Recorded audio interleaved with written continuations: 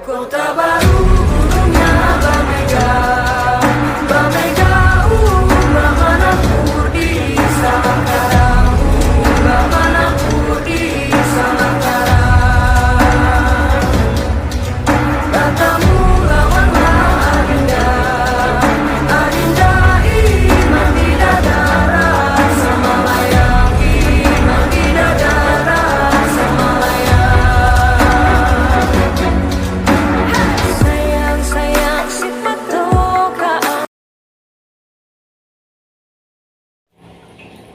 Bismillahirrahmanirrahim.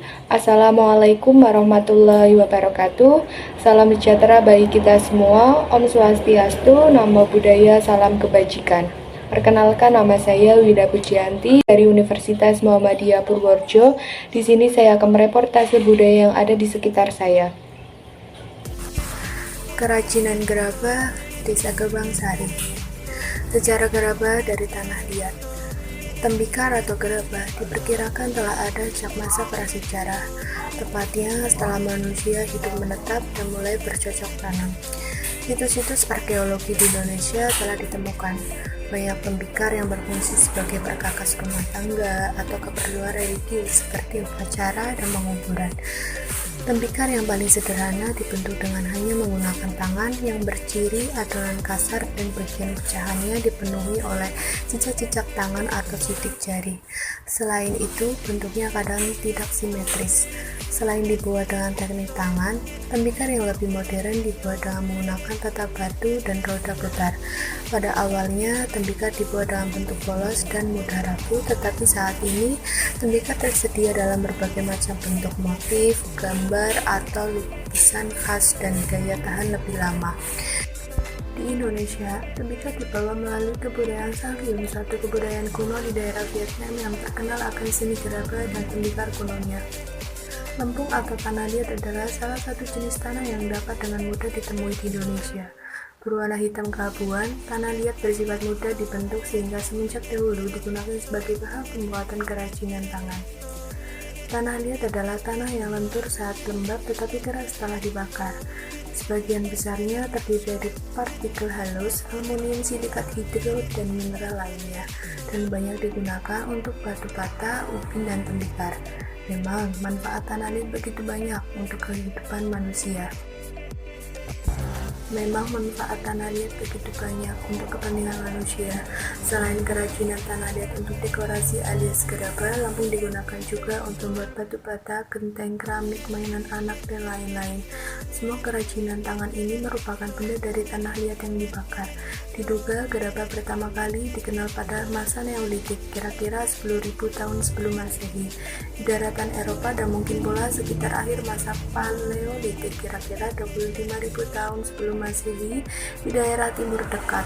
Menurut para ahli kebudayaan, gerabah merupakan kebudayaan yang universal atau menyeluruh. Artinya, gerabah ditemukan di mana-mana, hampir di seluruh bagian dunia. Perkembangan bahkan juga penemuan muncul secara individual di daerah tanpa harus selalu mempengaruhi. Mungkin juga masing-masing bangsa menemukan sendiri sistem pembuatan gerabah tanpa adanya unsur peniruan dari bangsa lain. Gerabah muncul pertama kali pada waktu suatu bangsa mengalami masa food gathering atau mengumpulkan makanan. Pada masa ini, masyarakat hidup secara nomaden, senantiasa berpindah-pindah dari satu tempat ke tempat yang lainnya. Dalam corak hidup seperti itu, wadah gerabah dapat digunakan secara efektif karena gerabah merupakan benda yang ringan dan mudah dibawa-bawa. Selain itu, gerabah juga merupakan benda yang kuat, paling tidak lebih daripada yang dibuat dari bahan lain seperti kayu, bambu, atau kulit binatang. Gerabah adalah alat masak tradisional yang mungkin kini banyak ditinggalkan sehingga keberadaannya saat ini cukup sulit untuk ditemukan. Tetapi di desa Gebang Sari, kandang alat dan bahan untuk membuat gerabah. Yang pertama, tanah liat. Yang kedua, air. Yang ketiga, pasir halus. Yang keempat, lap atau serbet. Yang kelima, meja putar. Cara pembuatan gerabah pada proses yang pertama kali adalah pengambilan tanah liat. Tanah liat diambil dengan cara menggali secara langsung ke dalam tanah yang mengandung banyak tanah liat yang baik. Tanah liat yang baik berwarna merah coklat atau putih kecoklatan. Tanah liat yang telah digali kemudian dikumpulkan pada suatu tempat untuk proses selanjutnya. Proses yang kedua, persiapan tanah liat.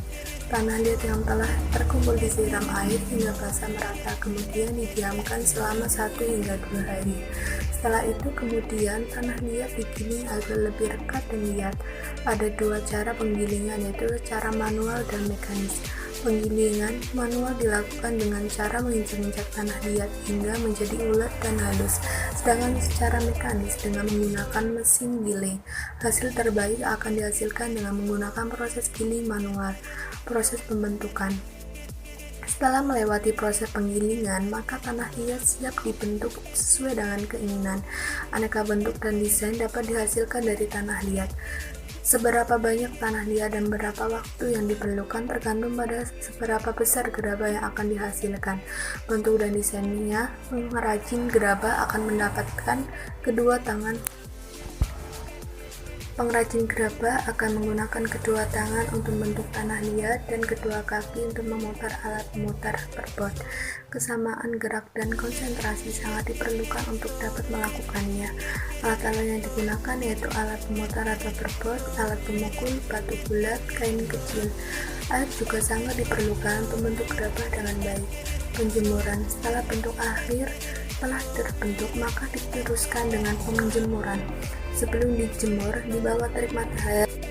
Proses yang keempat, penjemuran. Setelah bentuk akhir telah terbentuk, maka diteruskan dengan penjemuran. Sebelum dijemur di bawah terik matahari, gerabah yang sudah agak mengeras dihaluskan dengan air dan kain kecil lalu dibatik dengan batu api. Setelah itu, baru dijemur hingga benar-benar kering. Lamanya waktu penjemuran disesuaikan dengan cuaca dan panas matahari. Proses yang kelima, pembakaran. Setelah gerabah menjadi keras dan benar-benar kering, kemudian banyak gerabah dikumpulkan dalam satu tempat atau tunggu pembakaran. Gerabah-gerabah tersebut kemudian dibakar selama beberapa jam hingga benar-benar keras. Demikian reportase budaya yang ada di daerah tempat tinggal saya. Kurang lebihnya mohon maaf. Semoga dapat bermanfaat bagi kita semua. Terima kasih. Billahi taufiq wal hidayah. Wassalamualaikum warahmatullahi wabarakatuh.